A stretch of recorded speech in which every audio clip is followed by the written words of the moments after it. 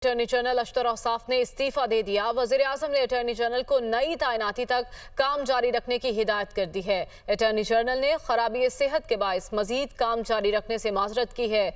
वफाकी हुकूमत ने नए अटॉर्नी जनरल की तलाश शुरू कर दी है। यह हम खबर आप तक पहुँचा रहे हैं।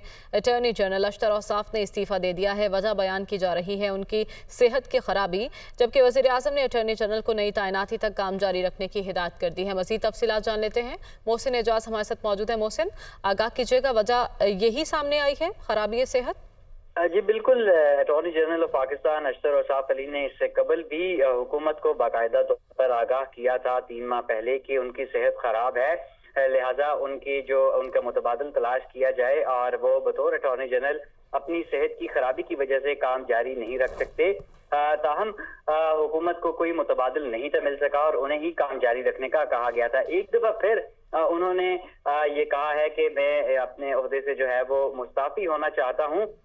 अब वजीर आजम की जानिब से उन्हें नई तैनाती तक काम जारी रखने की हिदायत की गई है और वफाकी हुकूमत ने इस सिलसिले में नए अटॉर्नी जनरल की तलाश का जो काम है, जो इससे पहले ही जारी था, उसे मजीद तेज कर दिया, क्योंकि attorney general for Pakistan Ashtar Ausaf Ali उनकी सेहत खराब है और बैरून मुल्क उनका मुसलसल इलाज भी चल रहा है। ताहम हुकूमत की तरफ से उन्हें ये हिदायत की गई है कि वो नई तैनाती तक, जब तक के नए अटॉर्नी जनरल की तलाश का अमल मुकम्मल नहीं हो जाता, नई तैनाती नहीं हो जाती, वो बतौर अटॉर्नी जनरल अपना काम जारी रखें।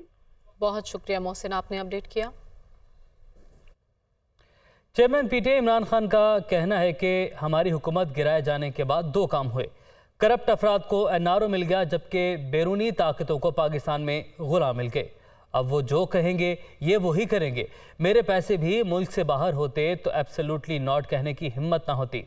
इम्पोर्टेड टोला हम पर महंगाई का इल्ज़ाम लगाकर हुकूमत में आया, मगर अब 50 साल महंगाई के रिकॉर्ड टूट चुके हैं।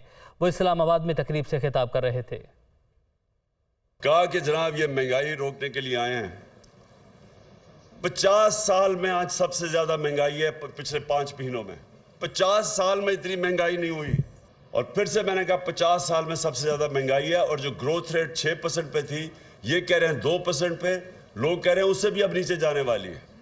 इंडस्ट्री जो कि फैसलाबाद के अंदर टेक्सटाइल के अंदर मजदूर नहीं मिल रहे थे, टेक्सटाइल के मजदूर नहीं मिल रहे थे फैसलाबाद में, बाहर से लेके आ रहे थे। आज वहाँ 20% इंडस्ट्री बंद हो गई। और 2 वजूहत थी। जो बैरूनी साजिश थी उनकी तो बड़ी सिंपल थी कि वो चाहते हैं कि पाकिस्तान में एक ऐसा हुक्मरान हो जिसको वो पुतला हो, जो हुक्म करे वो कर दें। अगर वो कहे जी हमारी जंग में शामिल हो जाओ तो हम 80,000 अपने लोग भी कुर्बान कर दें उनके लिए। वो कहे जी रूस से तुमने सस्ता तेल नहीं लेना, तो हम कहे जी हाँ जी जो आप कहते हैं हम तेल नहीं लेते। हिंदुस्तान 40% कम कीमत पे तेल ले रहा है रूस से, लेकिन हमें इजाजत नहीं है क्योंकि हम गुलाम हैं यहाँ। इनके अरबों रुपए के करप्शन के केसेस थे। शहबाज शरीफ पकड़ा जाने वाला था, उसके और उसके बेटे ने जेलों में जाना था FIA के केस में। जो मकसूद चपड़ासी जिधर 4.25 अरब रुपया चपड़ासियों के नाम पे और नौकरों के नाम पे आ रहा था, वो सीधा सीधा केस में इनको सजा होने वाली थी। FIA के ऊपर अपने आदमी बिठा के वो केस खत्म कर रहा है। नैब के ऊपर अपना आदमी उठा के 1100 अरब रुपए के केसेस अब खत्म हो रहे हैं। 200 केसेस खत्म हो चुके हैं इनके। और अब जिक्र वज़ीर रेलवे ख्वाजा साद रफीक का, जो कहते हैं कि इमरान खान ने इक़्तिदार हासिल करने के लिए बैनुल अक़वामी साजिश की। उन्होंने कहा कि इनकी ऑडियोज़ का टेस्ट कराया जाए। इमरान खान का गैर मुल्की साजिश का बयानिया भी दम तोड़ गया। इनकी सारी सियासत झूठ पर मबनी है। चेयरमैन PTI लोगों को रियासत के खिलाफ उकसाते हैं। वो लाहौर में मीडिया से गुफ्तगू कर रहे थे। खान साहब ने अपने घटिया इक़्तिदार के लिए पाकिस्तान को आइसोलेट करने की इंटरनेशनली कोशिश की और एक साजिश का बयानिया बनाने की कोशिश की। वो भांडा फूट गया। उनकी रिकॉर्डिंग्स भी सामने आ गई हैं जिन्हें वो डिनाई नहीं कर सकते। अब जाए ना इसको, अपने ये जो उनकी आ रही हैं ऑडियोज़, इनको अब टेस्ट क्यों नहीं करवाते? अब बोलती क्यों बंद हो गई है? अब जलसों में जाने की बजाय अदारों में जाओ ना लेके इनको। गैर मुल्की साजिश का बयानिया भी दम तोड़ गया। लोगों को कहता है कि जी बड़े ईमानदार हो, खुद तुम आदमी खरीदते थे, वो बात भी पकड़ी गई। अभी पता नहीं क्या कुछ आना बाकी है। लोगों को गुमराह करता है, लोगों को रियासत के खिलाफ उकसाता है। और वज़ीर-ए-आज़म के मुआविन ख़ुसूसी अता तारड़ का कहना है कि इमरान खान अपने दौर में मुखालिफिन की कॉल्स रिकॉर्ड कराते थे। आज जब उनका साजिशी बयानिया बेनकाब हो गया तो ये कह रहे हैं कि हम ऑडियो लीक्स के खिलाफ अदालत जाएंगे। वो इस्लामाबाद में मीडिया से गुफ्तगू कर रहे थे। मुल्क की सालमियत को और मुल्क के जो इंटरनेशनल रिलेशंस हैं, पाकिस्तान की बैनुल अक़वामी सतह पे मुख्तलिफ ममालिक के साथ ताल्लुकात हैं, उनको अपनी सियासत की खातिर दाव पर लगाया गया है। और ऑडियोज़ में सुना जा सकता है कि इसके साथ खेलना है, इस पे सियासत करनी है, मर्ज़ी के मिनट्स लिखने हैं, फ़लाँ को मीर जाफ़र कहना है, फ़लाँ को मीर सादिक कहना है। तो जब आपको सूट करता था तो आप लोगों की रिकॉर्डिंग्स करवा के उसको बड़ा उससे महजूज होते थे, उसको पढ़ा करते थे। जब सूट करता था तो इसके दफ़ा में कलमात अदा किए जाते थे।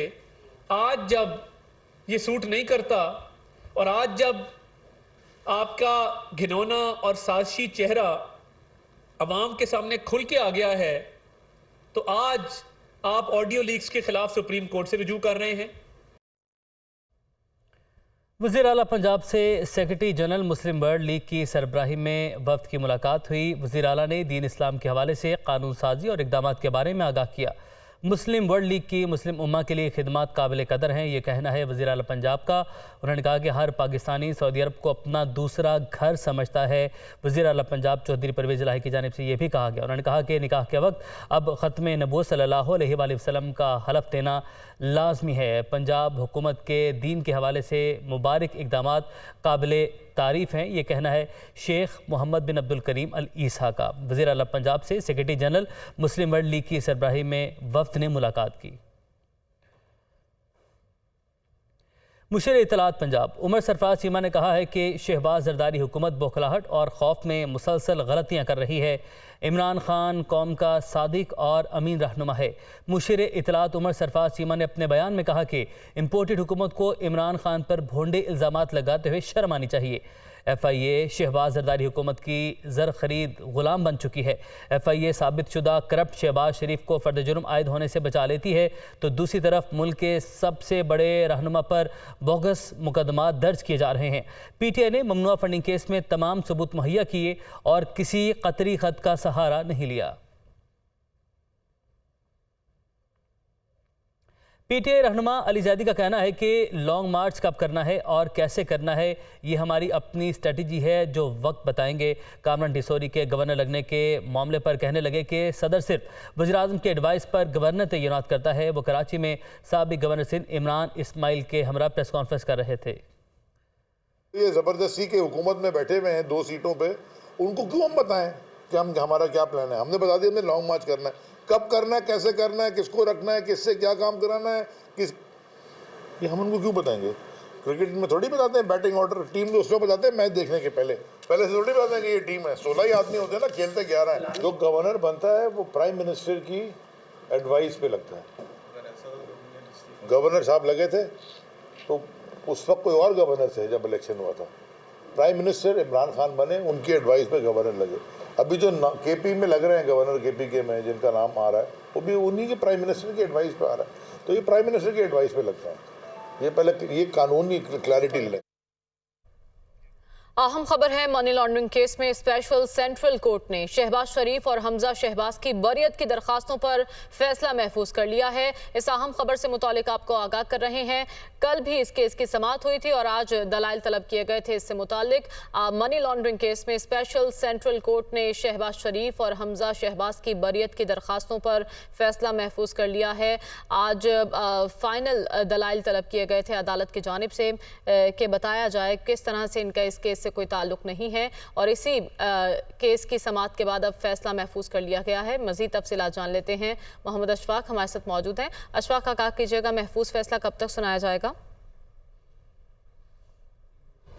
जी बिल्कुल, लाहौर की स्पेशल सेंट्रल कोर्ट के जज इजाज़ हुसैन अवान ने 16 अरब रुपए की मनी लॉन्ड्रिंग में वज़ीर आज़म शहबाज शरीफ और वज़ीर आला हमजा शहबाज के खिलाफ दर्ज मुकदमे में बरीअत की दरख्वास्तों पर फैसला महफूज कर लिया है। आज अदालत के रूबरू हमजा शहबाज के वकील ने अपने दलाइल का आगाज़ किया और ये कहा कि ये मुकदमा झूठा और बेबुनियाद है और इस हवाले से FIA के पास कोई सबूत मौजूद नहीं है। इस मौके पर अमजद परवेज़ एडवोकेट ने यह नुक्ता उठाया कि शहबाज शरीफ और हमजा शहबाज के अकाउंट से बराह रास्त कोई ना तो इन्होंने ट्रांजैक्शन की है, ना ही इनके अकाउंट में कोई पैसे आए हैं जिसका रिकॉर्ड FIA के पास मौजूद हो। इस मौके पर FIA के वकील ने भी इस बात का इतराफ़ किया कि चलान के मुताबिक वज़ीर आज़म शहबाज शरीफ और साबिक वज़ीर आला हमजा शहबाज के खिलाफ बराह रास्त कोई शहादत ऐसी मौसूल नहीं हुई। अलबत्ता जो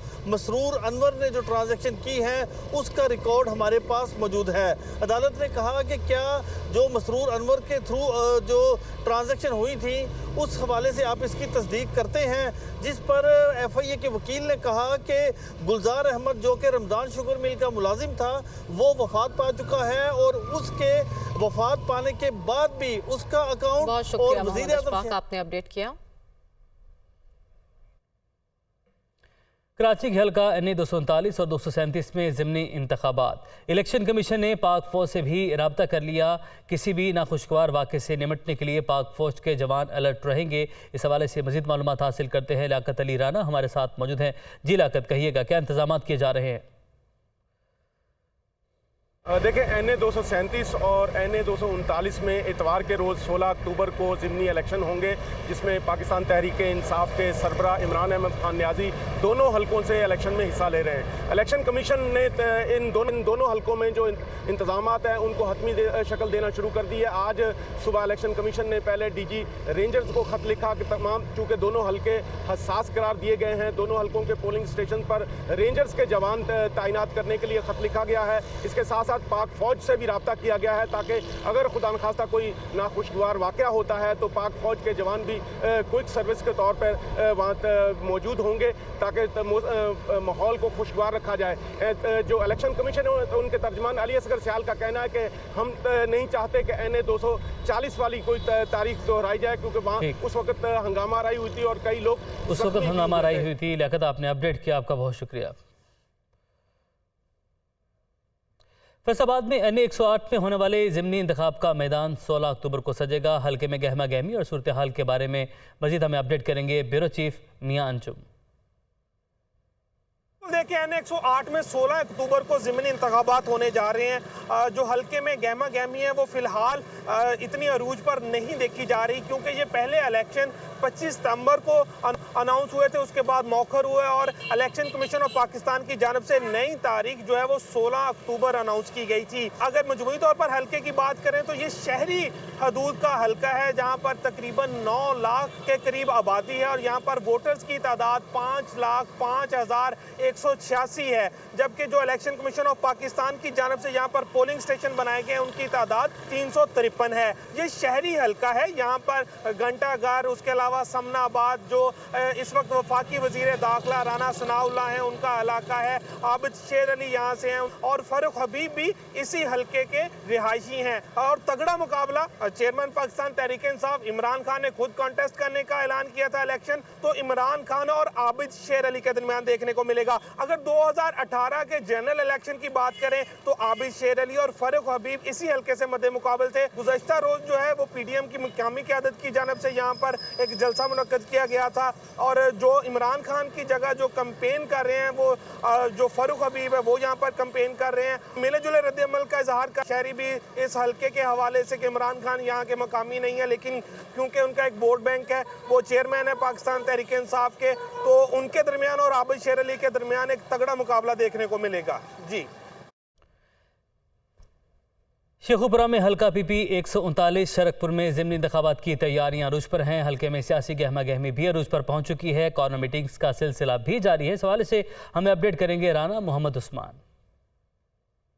पंजाब असेंबली के हल्का PP 139 में ज़िमनी इंतखाबात की तैयारियां अरूज पर हैं। दो बड़ी पार्टियां पाकिस्तान मुस्लिम लीग नून और तहरीक इंसाफ के कारकुनान खूब जोश खरोश के साथ कैंपेन कर रहे हैं। इस हल्का की बात करें तो 2,27,547 टोटल वोटर हैं यहाँ पे और हक रायदही के लिए 153 पोलिंग स्टेशन कायम किए गए हैं। शरकपुर की 19 वार्ड्स और 13 यूनियन काउंसिल इस हल्का में आती हैं। 40 किलोमीटर तकरीबन पे ये हल्का जो है वो मुहित है। शरकपुर से शुरू होता है और शेखुपुरा के देहात जो हैं वो भी इस हल्का में शामिल हैं। आज इमरान खान जो है वो यहाँ पे शरकपुर के अंदर अपने वोटर्स को जोशो खरोश दिलाने के लिए जलसा आम से खिताब करेंगे और कल मुस्लिम लीग नून के वफाकी वज़ीर राना तनवीर जो हैं वो कल इसी जगह पे जलसा करेंगे। सिक्योरिटी के भी सख्त इंतजाम किए गए हैं। कांटेदार मुकाबला जो है वो यहाँ में देखने में आएगा। एक दफ़ा इंतखाबात जो हैं वो मुलतवी करने के बाद जोशो खरोश कम हुआ था और दोबारा चूँकि इलेक्शन कमीशन की तरफ फैसला चला गया तो उसकी वजह से भी काफ़ी असर पड़ा है इलेक्शन के अंदर, लेकिन फिर भी आज से जो है वो दोबारा से जोशो खरोश जो है वो काफ़ी नज़र आ रहा है। लेकिन जीतेगा कौन? जो वोटर्स को घरों से निकाल के पोलिंग स्टेशन तक ले आएगा।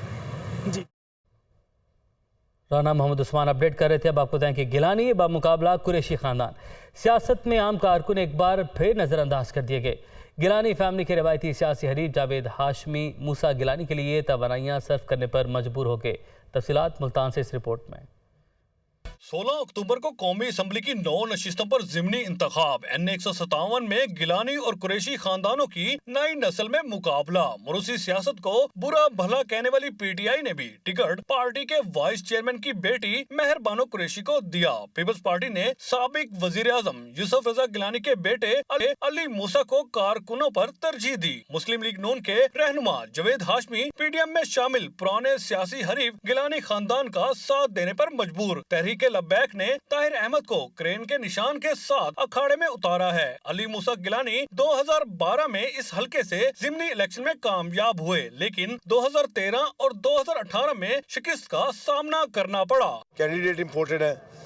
जब यहाँ पर थे अवाम की कोई ना तर्जमानी कर सके हैं, अवाम के मसाइल हल कर सके हैं और इस उम्मीद पर रहे हैं कि जो इमरान खान बोलता जा रहा है अवाम उसकी वजह से हमें वोट दे देगी, लेकिन खाली बातों से तो किसी का पेट नहीं भरता ना। शाह महमूद कुरैशी मेहर बानो को टिकट देने के फैसले का दिफा करते हुए कहते हैं इनकी कामयाबी से खवातीन के मसाइल को उजागर करने में मदद मिलेगी। आबादी का निस्फ हिस्सा है खवातीन, उनकी बात उजागर कर सके और उनके जो तहफ़्फ़ुज़ात हैं उन्हें दूर कर सकें ताकि माशरे में उनको इज्जत, वक़ार और सही मकाम मिले। मेहर बानो को टिकट मिलने पर तहरीक इंसाफ में इख्तलाफात पैदा हुए। कारकुनों ने एहतजाजी जलसे जुलूस भी किए। जैन कुरैशी इस नशिस्त से इस्तीफे के बाद हमशीरा मेहर बानो की कामयाबी के लिए जोर लगा रहे हैं। तहरीक इंसाफ के रुकन वसीम अब्बास टिकट न मिलने पर आजाद उम्मीदवार बनकर सामने आए हैं। इरशाद अली बाबर, मोहम्मद इदरीस, मोहम्मद सलमान नून इलाही और नसीम हुसैन आजाद उम्मीदवार हैं और पहला इलेक्शन लड़ रहे हैं। हल्के की सियासत में जट, अराई, राणा, डोगर और राजपूत बिरादरी अहम किरदार अदा करती हैं। हल्के के अवाम के लिए सीवरेज बड़ा मसला है, जबकि बड़े अस्पताल का कयाम और तालीमी सहूलियात में बेहतरी भी वोटर्स का मुतालबा है। हल्के में नाराज वोटर को कायल करने के साथ कैबिनेट मीटिंग का सिलसिला भी जारी है, जिससे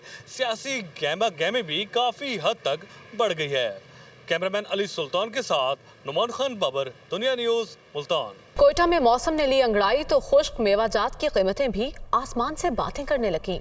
शौकीन अफराद कहते हैं कि सर्दियों में ही तो खुश्क मेवाजात खाने का मजा आता है, मगर महंगाई ने ये लुत्फ ही छीन लिया है।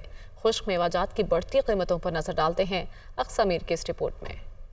वादी कोयटा का मौसम अपनी सर्द हवाओं और बर्फीले पहाड़ों की वजह से मशहूर है। वहीं कोयटा की खुश्क मेवाजात भी अपनी मिसाल आप है। सर्द मौसम की आमद के साथ ही बादाम, पिस्ता, अखरोट हो या काजू, इनका जायका हर किसी की ज़बान पर होता है, मगर अभी सर्दियों का आगाज ही हुआ तो इनकी कीमतें भी बढ़ गईं। बादाम 1100 रुपए से लेकर 1600 रुपए फी किलो फरोख्त होने का सबर आजमा रहा है, तो पिस्ता 1200 रुपए से लेकर 1550 फी किलो से कम की बात पर जैसे नाराज हो जाता है। चलगोजे 7000 रुपए फी किलो, इंजीर 300 रुपए इजाफे के साथ 1300 रुपए और तो और काजू भी 600 रुपए इजाफे के साथ 3000 रुपए में खरीदार को मुंह चढ़ा रहा है। दुकानदार बढ़ती कीमतों की जिम्मेदारी हुकूमत पर डालते हैं। हम लोग खुद परेशान हैं भाई, पीछे से बहुत महंगा आ रहा है, टिक से ज्यादा लगा हुआ है, बनिस्बत क्या चीज़ सस्ता है तुम खुद सोच लगा लो। डॉलर जो है उसकी एक कीमत मेंटेन नहीं है, दिन में इसकी कई कीमतें लगती हैं, तो इस वजह से सारे दुकानदार जो है ये महंगाई की वजह से अगर ग्राहक रोना रो रहे हैं तो दुकानदार भी उससे कम नहीं है, हम भी रोना रो रहे हैं, हमारे लिए भी चीज़ें महंगी आ रही है। शहरी कहते हैं कि मौसम सरमा में मांग बढ़ जाती है। दीगर शहरों से आने वाले लोग भी जाते हुए अपने रिश्तेदारों के लिए खुश्क मेवाजात का तोहफा ही ले जाते हैं, जो इस सूबे की सौगात है। हमारे वहाँ तो जनूबी पंजाब में अभी सर्दी नहीं है इतनी खास,